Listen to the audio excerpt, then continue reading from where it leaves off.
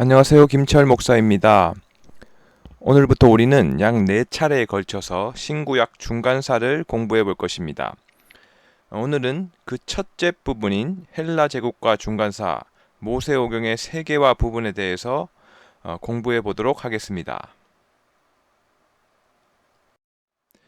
먼저 크게 성경의 분위기를 살피면 우리가 살펴봤듯이 모세오경은 제사장 나라의 세팅 분위기였고, 왕정 500년은 제사장 나라를 두고 왕과 선지자가 대립 또는 협력하는 분위기였고, 페르시아 7권의 분위기는 제사장 나라를 다시 셋업하는, 회복하는 분위기였다면, 오늘 중간사 400년은 구약 성경의 세계화와 유대 분파가 형성되는 분위기라고 할 수 있겠습니다. 헬라 제국의 프톨레미 왕조에 의해 세계 공용어인 헬라어로 모세오경이 번역되면서 모세오경을 모든 지식인들이 헬라어로 읽을 수 있는 모세오경의 세계화가 진행되었고, 헬라 제국의 셀루코스 왕조 때에는 핍박으로 말미암아 여러 분파가 생겨나는 시간이 되겠습니다. 그러나 하나님께서 이 기간을 예수님을 보내시기 위한 준비 기간으로 사용하셨다는 놀라운 이야기의 이 분위기가 신구약 중간사 안에 들어 있겠습니다.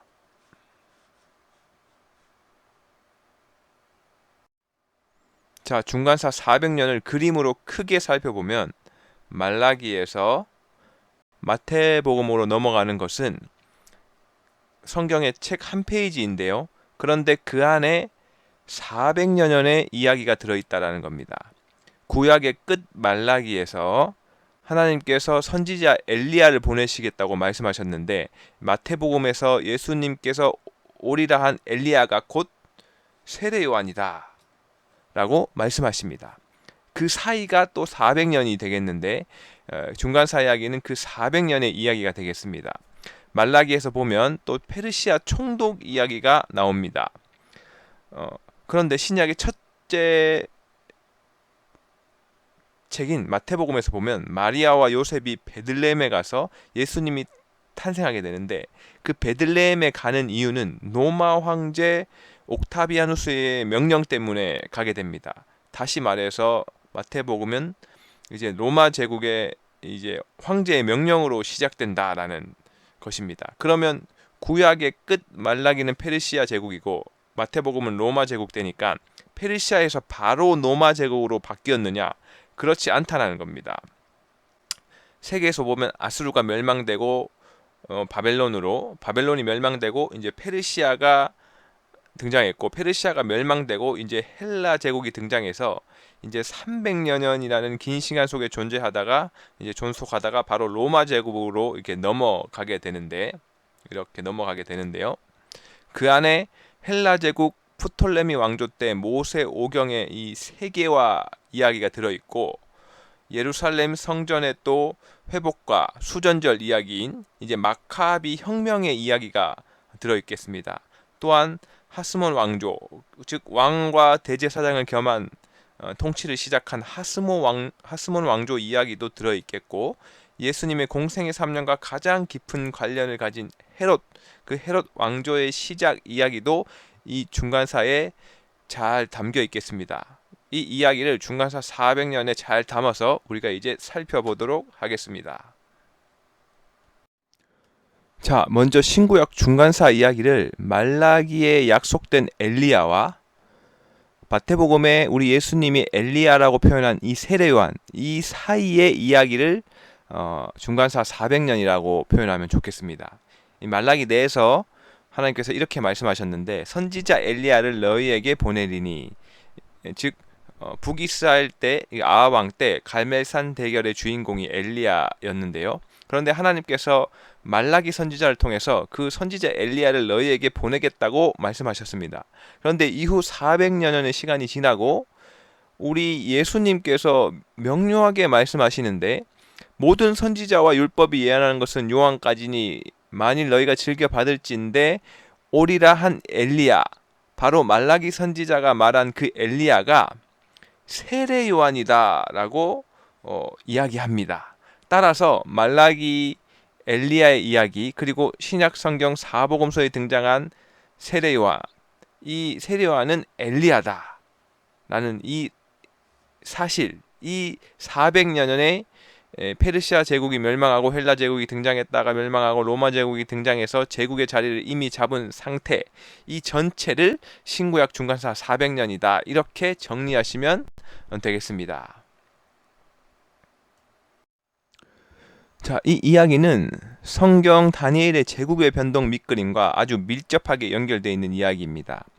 다니엘이 벨사살 왕 원년에 꿈을 꿉니다. 하늘에 큰 바람이 바다로 불어 들어왔고 바로 그 바다에서 큰 짐승 넷이 바다에서 나온 꿈인데요. 그 짐승들은 바벨론 제국, 그리고 페르시아 제국, 헬라 제국, 로마 제국, 이 4대 제국을 뜻하겠습니다. 그리고 이 제국이 순차적으로 변동하게 되는데, 이 변동의 흐름을 하나님께서 경영하시는 이야기다라는 겁니다. 그러니 제국은 사실은 두말 필요 없이 세상 권력의 정점인데, 그런데 그 세상 권력은 하나님께서 바꾸시고 경영하신다라는 이야기를 이 다니엘을 통해서 이미 크게 말씀하셨습니다. 이 이야기를 다시 표현하면 다니엘의 그 시기는 바벨론 시기에 예루살렘 성전을 불태우고 바벨론 포로 70년을 유지시켰는데, 그런데 놀라운 것은 그 기간에 비록 성전의 뿌리가 뽑혔지만 성전의 가장 중요한 기본 정신을 오히려 70년 동안 살려내서 그 민족이 극상품 무화과 열매인 유대인으로 변화되는 그런 놀라운 기회로 삼았다는 겁니다. 아수르 제국에 의해서 뿌리가 뽑혀버린 이 사마리아인들이 역사에 그들의 정체성이 뿌리가 뽑혀서 사마리아인이 되었다면, 이 이야기와 비교해 본다면 참으로 놀라운 이야기다라고 볼 수 있겠습니다. 그런데 바로 저 바벨론 제국이 멸망하고 그 다음 등장하는 큰 바람이 페르시아 제국입니다. 바로 페르시아 제국 때 유대인들은 오히려 페르시아 제국을 좌지우지하면서 극상품 무화과 나무 열매인 유대인들이 페르시아 제국과 동업자로서의 시간을 보내게 됩니다. 그러면서 페르시아 왕들이 이 조서를 적절하게 내려서 그것을 유대인들이 조서를 적절하게 이용해서 유대인들의 번영의 길을 열었고, 그것의 증거 중에 하나가 수르바벨 성전 건축이고 성전 기능을 회복했으며 에스라의 산헤드린 공회를 설립하는 그런 놀라운 성과를 거두었다라는 이야기들이 이제 기록돼 있고, 그런데 저 페르시아 제국이 헬라 제국에 의해서 멸망하게 됩니다. 이 시대의 유대인들은 성전 문제로 큰 고통을 당하다가 결국은 마카비 혁명으로 성전 청결을 완수하고 수전절, 즉 하누카절을 만든 적이 있고, 그런데 이 헬라 제국이 결국 로마에 의해서 멸망하게 되는, 그래서 로마 제국이 등장했을 때 바로 그때 유대인들 내에서 보면 사두개파와 바리새파들이 팽팽하게 예루살렘을 긴장관계로 유지하고 있었다는 겁니다. 또한 그러면서 헤롯 성전이 로마 제국의 지원에 의해서 세워지는 그런 상황들이 있었는데, 유대인들의 그 시기마다 그들의 변동 이야기와 제국 이야기는 늘 맞물려 있습니다. 사실 이것이 결국은 하나님의 세계 경영 이야기고, 바로 이런 밑그림은 다니엘을 통해서 그의 환상 가운데 미리 보게 하셨고 그것을 기록하게 하셨다는 놀라운 사실입니다. 우리는 이 신구약 중간사도 바로 이 다니엘의 이야기, 하나님의 세계 경영 이야기에 근거와 기반을 두고 진행되고 있다는 이 놀라운 사실이 되겠습니다. 자, 이제 헬라 제국이 시작되기 전인 이 페르시아 제국이 이제 어떻게 역사의 변동 속에 흥하고 망했는지, 그걸 큰 그림으로 살펴보겠습니다. 이 페르시아 제국은 키루스 2세 고레스라는 사람에 의해서 시작되는데요. 그는 페르시아 사람들에게 건국의 아버지라는 칭송을 받습니다. 그리고 그때 스룹바벨 등을 예루살렘에 보내서 성전을 건축할 수 있도록 정책을 핀 사람이기도 했습니다.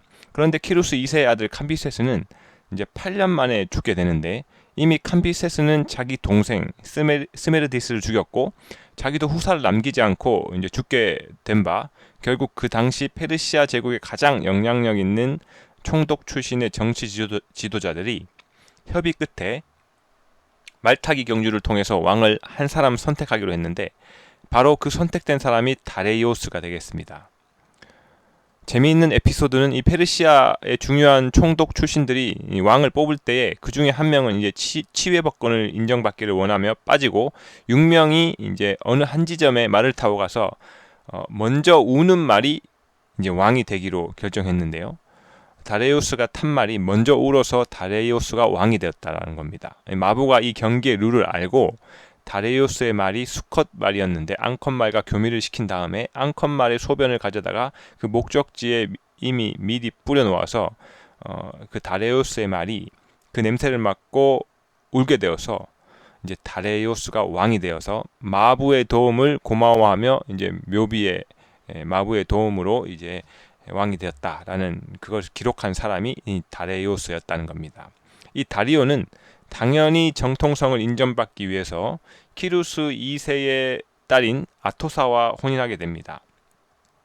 이 사람이 127도의 전체적인 9년제를 이루면서 페르시아 전체를 효과적으로 통치해가는 과정에서 예루살렘 성전이 건축될 수 있도록 좀 더 이제 지지하기도 했고, 그리고 그 후에 제국의 경계를 더 크게 만들기 위해서 그리스와 전쟁도 시도하는데 1차 그리스 전쟁은 이제 몬스터 폭풍을 만나서 실패하고 2차 그리스의 전쟁도 실패하게 됩니다. 그리고 다레우스의 아들 크세르크세스가 이어서 페르시아의 4대 왕이 되는데요. 에스더의 남편이기도 한 이 크세르크세스 왕은 그리스 전쟁에서 살라미스 해전으로 인해 크게 패배하게 되는 인물입니다.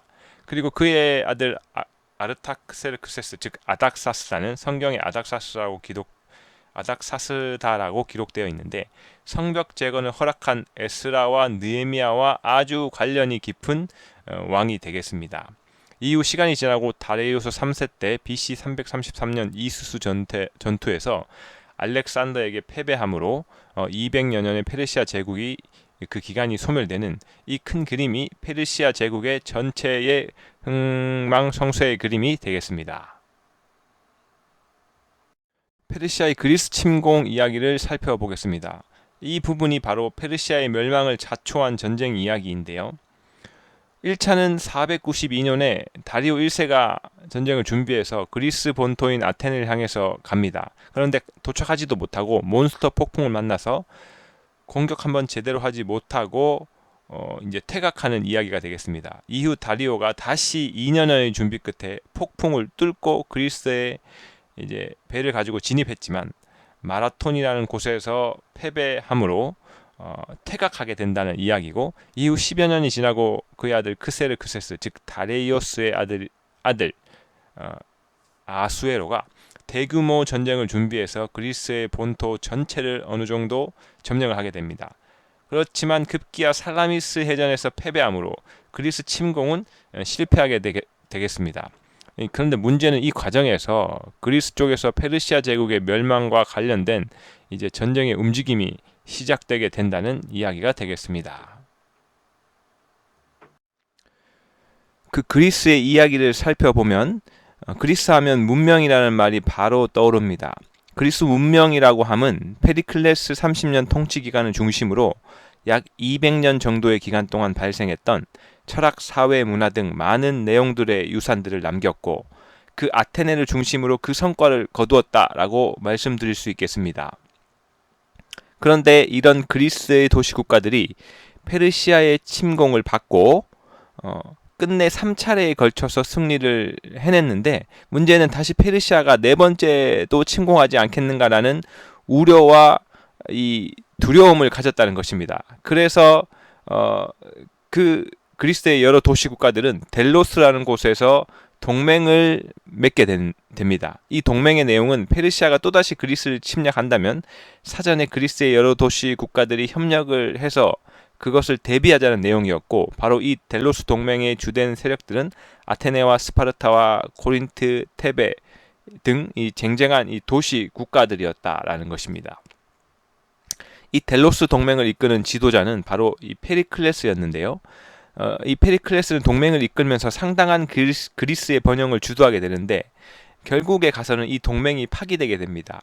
그 파기된 중요한 이유는 이제 두 가지 정도 있는데, 아테네의 페리클레스가 동맹국들의 비용을 아테네의 파르테논 신전을 건축한다든지 아크로폴리스 광장을 건축한다든지 이런 비용으로 일부를 가져다 사용하게 됩니다.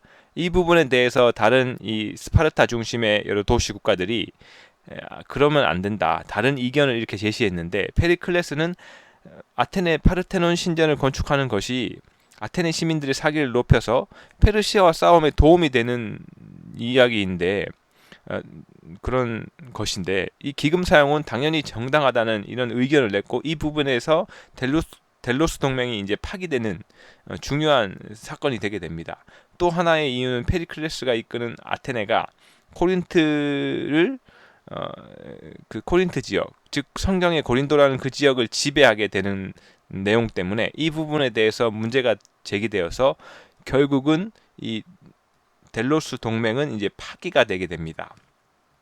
그러므로 이제 파기되고 펠로폰네소스 전쟁이 이제 발생하는데, 아테네를 중심으로 하는 델로스 동맹의 국가들과 스파르타를 중심으로 하는 펠로폰네소스 동맹이 약 27년간 서로 싸우게 됩니다. 내분이 일어나는 건데, 이 싸움의 최우승자는 스파르타가 되었고, 이후에 스파르타는 30년간 그리스를 통치하게 됩니다만, 30년 후에 결국 스파르타가 그리스 전체를 통치하고 남긴 것은, 그 유산은 스파르타식이라는 말 한마디 남기고 별로 유익하지 못하게 역사가 진행됐고, 테베라는 도시 국가에게 통치권을 결국 넘겨주게 됩니다. 자, 이것을 다시 그림으로 보면, 아테네가 델로스 동맹을 주도하다가 펠로폰네소스 전쟁을 통해서 이 펠로폰네소스 반도의 주 세력인 스파르타에게 이제 권력이 넘어가게 됩니다. 이 스파르타는 결국 테베라는 도시 국가에게 져서 권력은 이 테베로 넘어가게 되고, 그런데 문제는 테베가 권력을 가지고 있을 때 그들은 그리스의 도시 국가들을 지배하는 데 만족하지 않고 북쪽에 있는 이 마게도니아라는 지역을 점령해서 지배했는데, 그 가운데 마게도니아의 왕자 필리포스 2세를 테베라는 도시의 그 인질로 데려왔다는 겁니다. 바로 이 부분이 이 마게도니아의 권력이 나중에 이제 테베를 지배하게 되는 그 시작점이 된다라고 보시면 되겠습니다. 자, 이제 크게 헬라 제국이 시작되는 이야기를 살펴볼 것인데요. 헬라 제국이라 함은 마게도니아를 기반으로 하고 있습니다. 페르시아 제국을 멸망시킨 이 알렉산더가 등장하는 이야기인데, 알렉산더는 크게 보면 그리스의 문명과 동방의 페르시아의 오리엔트의 문화를 융합해서 헬레니즘 사상을 만든 사람입니다. 이 이야기는 바로 그의 아버지 필리포스 2세로 시작되겠는데, 이 사람은 마게도니아의 왕자였습니다. 테베의 인질로 가서 청소년 시기를 테베에서 보내게 됐는데, 그런데 이 사람은 워낙 탁월한 군사 감각을 가지고 태어난 천재였기 때문에 테베에서 인질의 기간을 보내면서 오히려 그 전쟁을 보고는 그 군사와 관련된 최고의 군사 지식들을 학습할 수 있는 기회로 만들어버립니다. 테베라는 국가는 스파르타와 싸워서 이겼고, 스파르타는 또 그 전에 아테네와 싸워서 이겼고, 결국 그리스의 도시국가들은 페르시아와 싸워서 이긴 이 많은 전쟁의 경험이 있었습니다. 그러니까 승리한 전쟁의 노하우들이 산더미처럼 쌓여 있는데, 이 필리포스 2세 군사의 천재가 청소년기에 가서 그것을 보고 마음껏 공부하고 이제 고향으로 이제 돌아올 수 있었습니다. 그가 인질이 끝나고 마게도니아에 돌아오게 되었는데, 그때 또 크레니데스라는 금광을 발견합니다.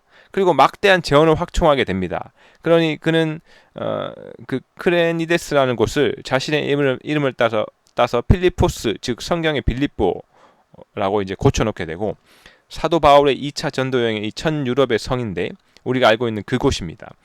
그것을 고쳐놓게 되고, 따라서 필리포스 2세는 충분한 자원이 생겼고 월등한 군사 지식을 가졌으니, 그것을 기반으로 오히려 마게도니아의 군사를 이끌고 내려가서 오히려 그리스의 테베를 포함하여 전 그리스 지역을 점령해서 오히려 마게도니아는 그리스를 지배하는 나라로 자라게 됐다라는 이제 재미있는 놀라운 이야기가 기록되어 있겠습니다.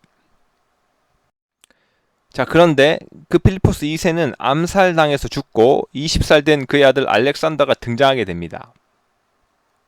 그런데 이 그리스의 전 도시국가들이 20살의 왕이 된 알렉산더를 얕잡아 봅니다.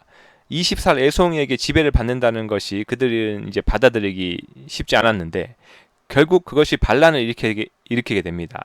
이에 그 20살의 알렉산더는 바로 군대를 이끌고 내려가서 자기 아버지보다 더 쉽게 그 그리스의 도시 국가들을 다 지배하고는 그리스 전체를 장악하게 됩니다. 알렉산더의 이 이야기로 들어가 보면 그는 10대에 자기 아버지의 도움으로 그리스의 유명한 철학자 아리스토텔레스를 가정교사로 두고 공부할 수 있었습니다.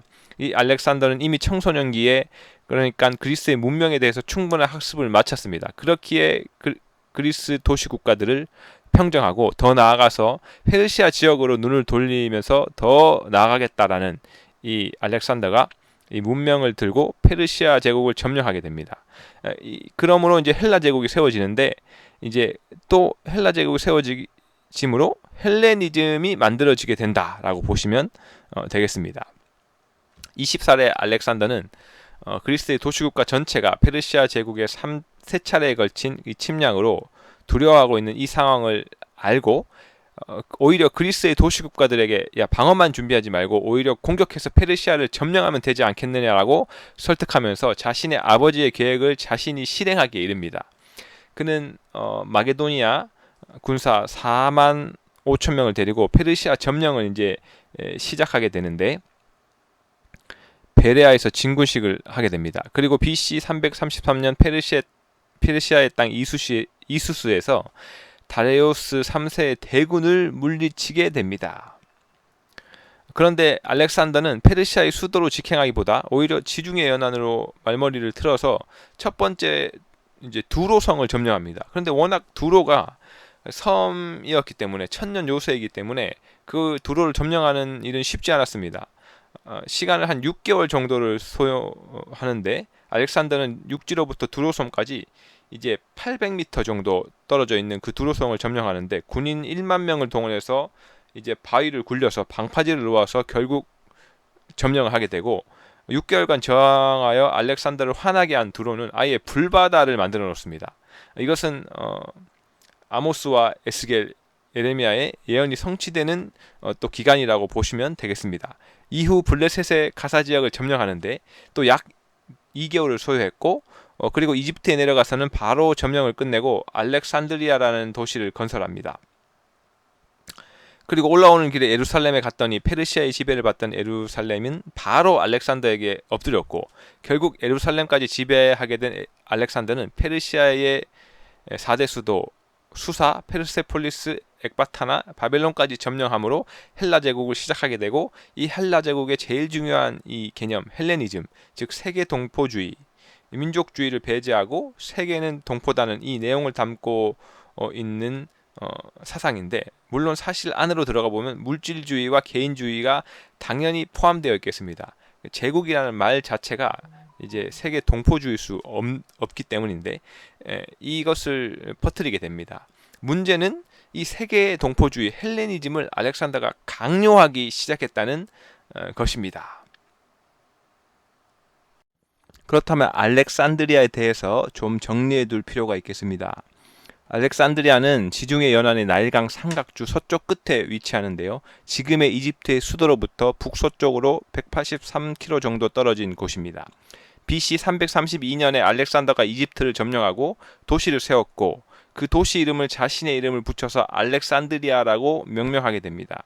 이후 알렉산더는 페르시아 지역의 상당 부분을 알렉산드리아라고 이름을 붙여서 새롭게 그리스식 도시로 건축하는 일들을 많이 행했고 또한 이집트 헬라 제국을 세운 이 프톨레미 왕조는 이집트의 수도로 이곳을 삼았습니다. 그리고 알렉산드리아를 중심으로 헬레니즘 학문과 이 과학의 이 중심지로 이 알렉산드리아를 삼았다라고 볼 수 있겠습니다. 알렉산더가 젊은 나이에 죽게 되는데요.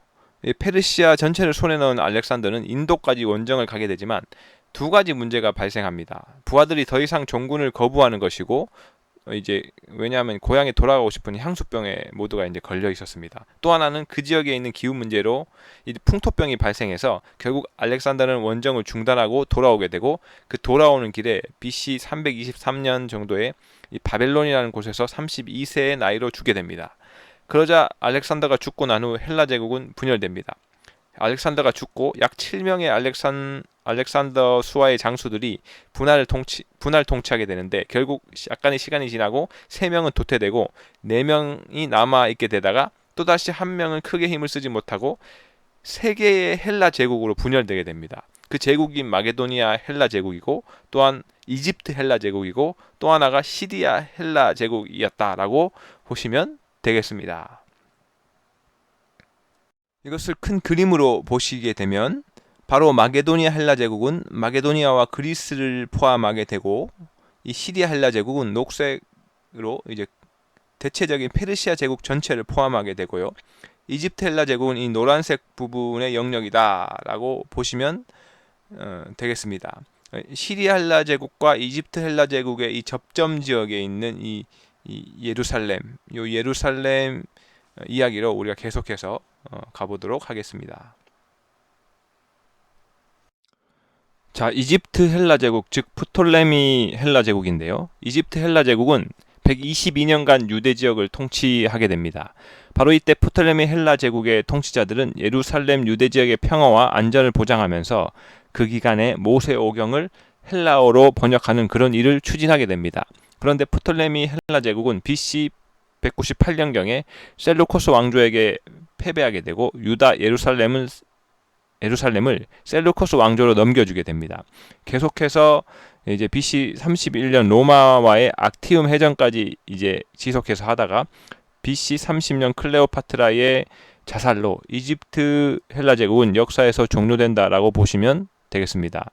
바로 이집트 헬라 제국과 양대 제국의 하나였던 셀루커스 시리아 헬라 제국은 198년부터 마카비 혁명 전까지, 즉 30여 년간 유다 예루살렘을 통치했는데요. 이후 셀루코스 왕조는 BC 64년 로마 장수 폼페이우스와의 싸움에서 패배함으로 결국은 이제 끝이 났다라고 보시면 되겠습니다. 오늘은 이집트 헬라 제국과 관련된 모세오경의 세계화 부분을 이제 살펴보겠습니다. 프톨레미 왕조는 이제 프톨레미 1세라는 프톨레미 소테르라는 장수에 의해서 시작되는데, 알렉산드리아를 수도로 정하고 유대 지역 통치를 시작했습니다. 그런데 그의 아들 프톨레미 필라델푸스 이때 모세오경이 번역이 되겠습니다. 자, 이제 프톨레미 왕조 이집트 헬라 제국의 모세오경의 헬라어 번역에 대해서 살펴보겠습니다.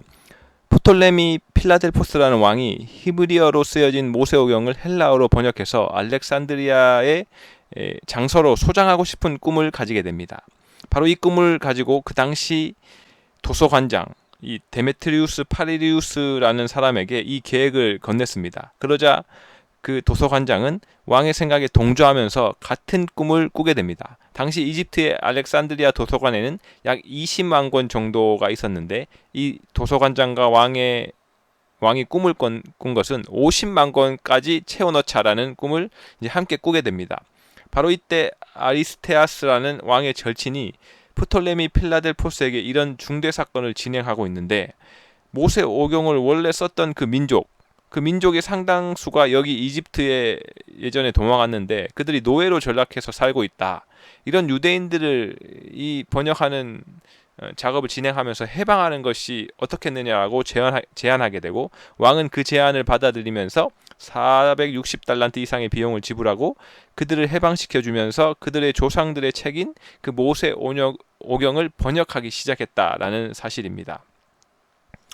그런데 이 일은 쉽지 않은 일이라서 급기야 왕은 이 예루살렘의 대제사장에게 요청을 하게 됩니다. 헬라어와 히브리어가 능통한 유대의 율법학자를 각 지파에게 이제 요청해서 6명씩 70명 내지 72명을 선발해서 보내달라고 했습니다. 이에 예루살렘 대제사장은 이집트 왕조에게 요청받고 그들을 선발해서 보내게 되고, 그렇게 해서 초청받은 70명 내지 72명은 이집트에서 모세오경을 헬라어로 다 번역하게 됩니다.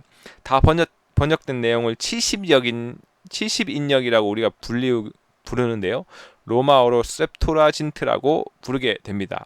그런데 이 놀라운 성과를 거둔 왕은 답례로 이 유대로 귀국하는 학자들에게 큰 선물을 주었는데, 각각 최고급 옷 3벌, 금 2달란트, 만든 그 잔 한 개와 그리고 좋은 기구들을 이제 가구들을 선물했는데, 뿐만 아니라 자기의 부탁을 받고 이 많은 학자들을 파견해준 대제사장 엘르아살에게는 침상 10개, 가구들, 잔, 왕관, 자주색옷 10벌, 그리고 대단한 세마포, 백필 등 많은 선물을 예루살렘에 보냈다는 이야기가 되겠습니다. 이렇게 해서 알렉산드리아의 도서관에는 바로 모세가 기록한 창출레민신 이 5권의 책이 헬라어로 번역되어져서 소장되게 되었고, 그 도서관을 찾는 모든 세계 민족 가운데 헬라어를 공부한 사람들은 모세오경을 직접 읽을 수 있는 놀라운 일이 있게 됩니다. 그래서 이집트 헬라 제국이 통치하던 그 시기에 모세오경이 세계화가 되는 일이 있었다는 이야기가 되겠습니다. 자, 다음 시간에는 이집트 헬라 제국에서 지배권이 이제 시리아 헬라 제국으로 넘어간 상태에서 하나의 혁명이 일어나는데, 그 사건을 중심으로 이야기를 풀어가지고 공부해 보도록 하겠습니다. 기대하십시오.